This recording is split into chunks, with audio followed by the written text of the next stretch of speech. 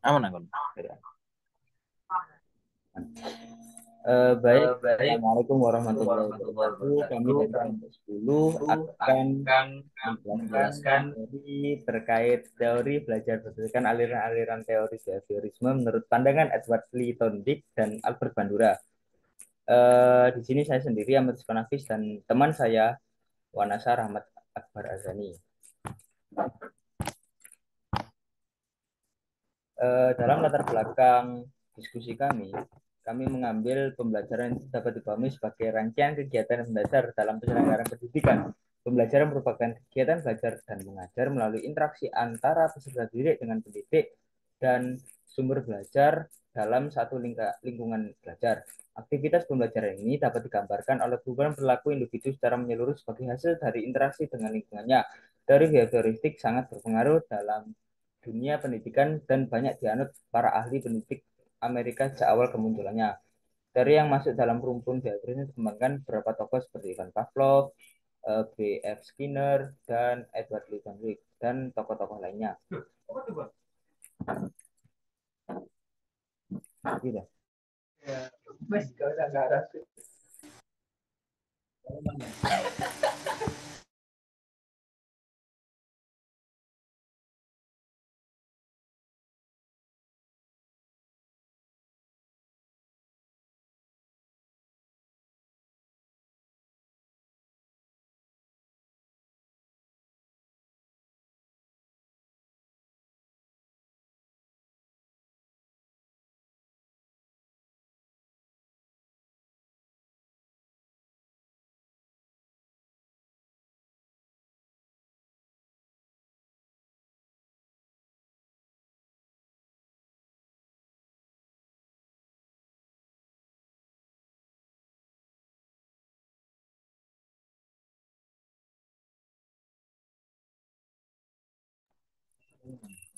Baik, Assalamualaikum warahmatullahi wabarakatuh. Kami dari kelompok 10 akan memaparkan materi dari teori belajar berdasarkan aliran-aliran teori behaviorisme menurut pandangan Edward G. Thorndike dan Albert Bandura.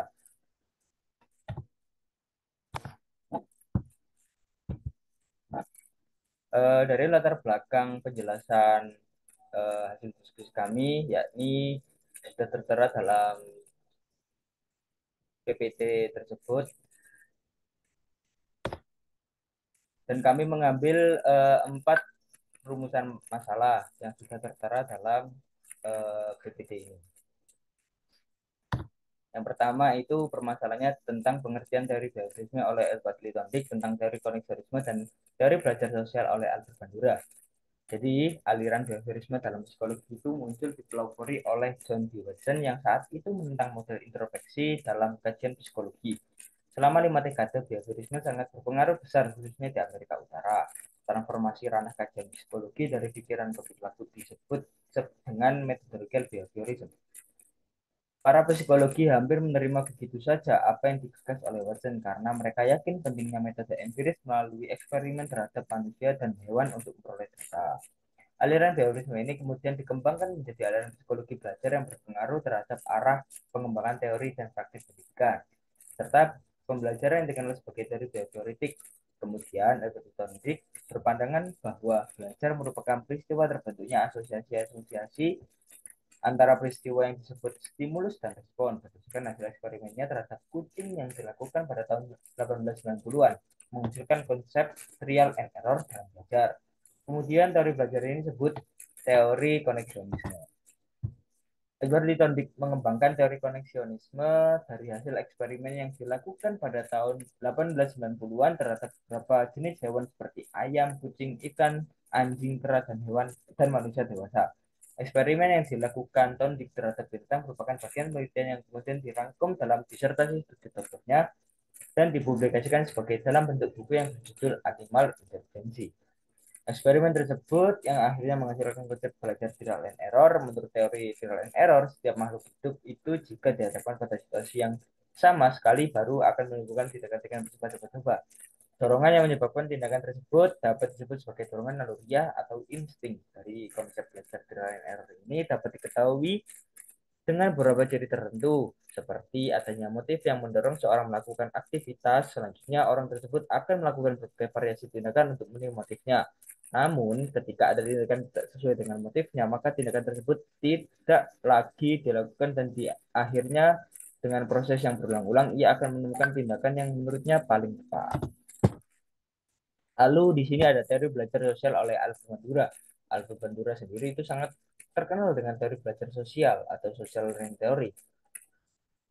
Satu konsep dalam aliran behaviorisme menekankan pada komponen kognitif dari sekian pemahaman evaluasi. Eksperimen yang sangat terkenal adalah eksperimen Bogodol yang menunjukkan anak-anak meniru sebagai perilaku agresif dari orang dewasa di sekitarnya. Teori kognitif sosial itu yang ditemukan oleh Ventura menyatakan bahwa faktor sosial dan kognitif serta faktor memainkan peran penting dalam pembelajaran. Faktor kognitif berupa ekspektasi atau penerimaan siswa untuk meraih keberhasilan. Faktor sosial mencakup pengamatan siswa terhadap perilaku orang tuanya. Dari Bandura menjelaskan perilaku manusia dalam konteks interaksi timbal balik yang berkesinambungan antara kognitif, perilaku, dan pengaruh lingkungan. Kondisi lingkungan tersebut individu sangat berpengaruh pada pola belajar sosial jenis ini. Contohnya, seorang yang hidupnya dan dibesarkan di dalam lingkungan judi, maka dia cenderung memilih main judi atau sebaliknya menganggap bahwa judi itu adalah tidak baik. Lalu yang kedua terkait hukum-hukum teori koneksionisme. Yang pertama, eh, Edward Eaton Dick mengemukakan ada tiga hukum. Ada hukum efek, hukum latihan, hukum kesiapan. Lalu saat dicermati lagi setelah penelitian, itu hukum-hukum tersebut direvisi dari teori koneksionisme tersebut. Yang pertama ada hukum reaksi bervariasi, yang kedua hukum set atau sikap, yang ketiga hukum propetensi elemen, yang keempat hukum respon dengan analogi, yang kelima hukum pergeseran asosiasi. Yang selanjutnya akan diterangkan oleh teman saya yakni Mas Doni.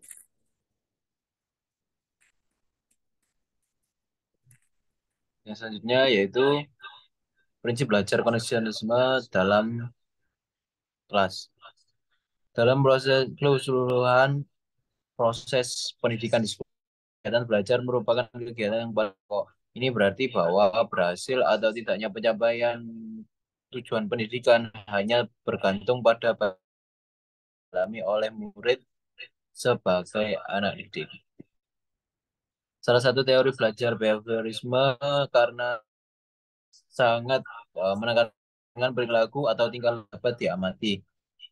Teori ini dirintis oleh Edward Lee Thorndike pada tahun 1874 hingga 1949, yang lebih dikenal dengan teori koneksionisme. Koneksionisme merupakan rumpun behaviorisme.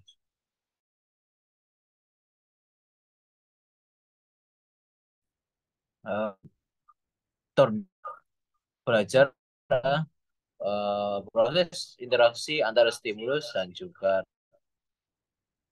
pada mulanya pendidikan pengajaran di Amerika Serikat didominasi oleh disebut koneksionisme karena belajar merupakan proses membentuk koneksi antara stimulus dan respon. Teori ini sering disebut juga trial, kan merespon dan dapat bagi stimulus tertentu. Thorndike mendasarkan teorinya pada hasil-hasil penelitian terhadap tingkah laku beberapa antara lain kucing dan tingkah laku anak-anak dan juga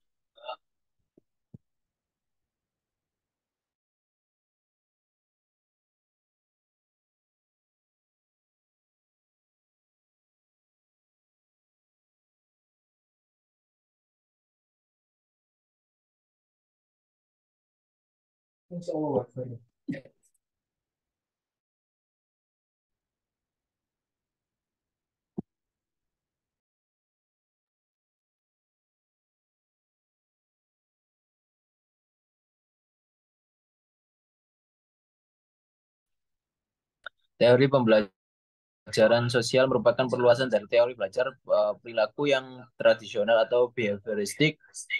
Teori pembelajaran sosial ini oleh Albert Bandura pada 1986. Teori ini menerima sebagian besar dari prinsip teori belajar perilaku.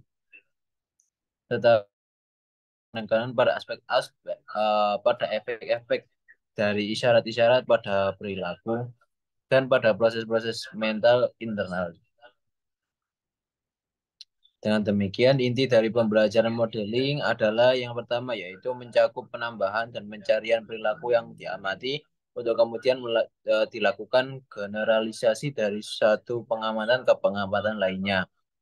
Yang kedua yaitu modeling melibatkan proses-proses kognitif, jadi tidak hanya tapi tindakan orang lain dengan presentasi informasi secara simbol dan menyimpan untuk digunakan di masa depan. Ya, yaitu karakteristik modeling sangat penting. Manusia lebih banyak menyukai model yang statusnya lebih daripada sebaliknya. Pribadi yang berkompeten daripada yang tidak berkompeten dan pribadi yang kuat daripada yang lemah. Artinya konsekuensi dari perilaku yang dimodelingkan dapat memberikan efek bagi pengamatnya. Yang terakhir yaitu manusia bertindak berdasarkan kesadaran tertentu mengenai apa yang bisa ditiru dan apa yang tidak bisa. Tentunya manusia mengantisipasi hasil tertentu dari modeling yang secara potensial bermanfaat.